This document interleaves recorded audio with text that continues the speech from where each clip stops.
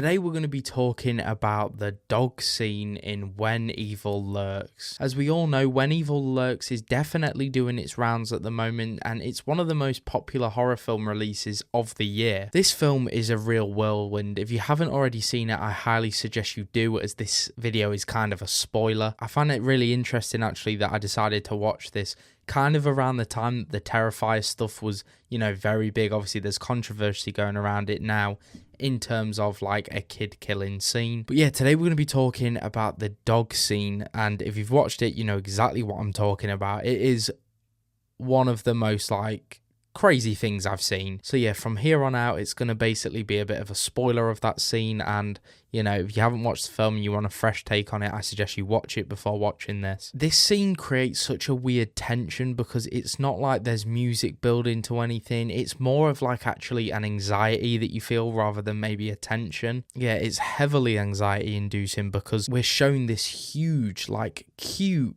big brown dog. Pretty much, as you know, our main character Pedro goes to his ex-wife's house. There are also two small children in this scene that are involved, and the dog's kind of just sat there for most of it, but we rarely see how big this dog is when they're near it and around it. When we're watching this scene unfold, basically Pedro and the ex-wife and then her now husband are kind of having like an argument. It's more Pedro and his ex-wife, but they're just going back and forth, and we keep getting shots while this is happening of the kids playing with this dog, and every time it seems to cut back to them, it's like your anxiety grows because you're realizing like, oh no, they're showing this for a reason. And so there's the little boy, little girl. The little boy wants to take the dog with them, so the adults say yes, and the little boy goes and gets his things, and yeah, then it's just the little girl and this dog, and we get a shot from behind them as the dog sat there with the girl kind of looking at her, and it's like out of nowhere this dog just lunges at her head. We then hear like whimpering, horrible stuff, and the camera very smartly moves away as this is happening, and we basically just see the reaction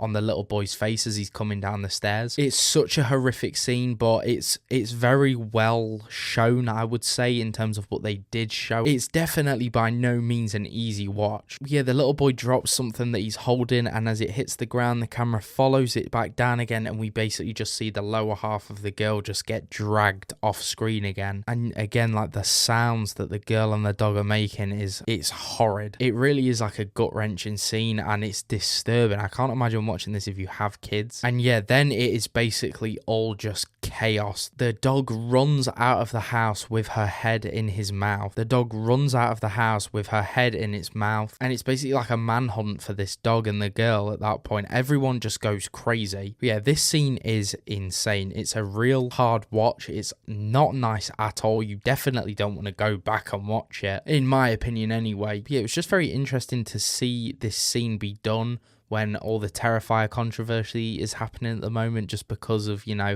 like pushing the limits, if he's going to kill and, brutally kill a kid. So yeah, let me know what you guys do think down in the comments below, and I'll see you guys in the next one.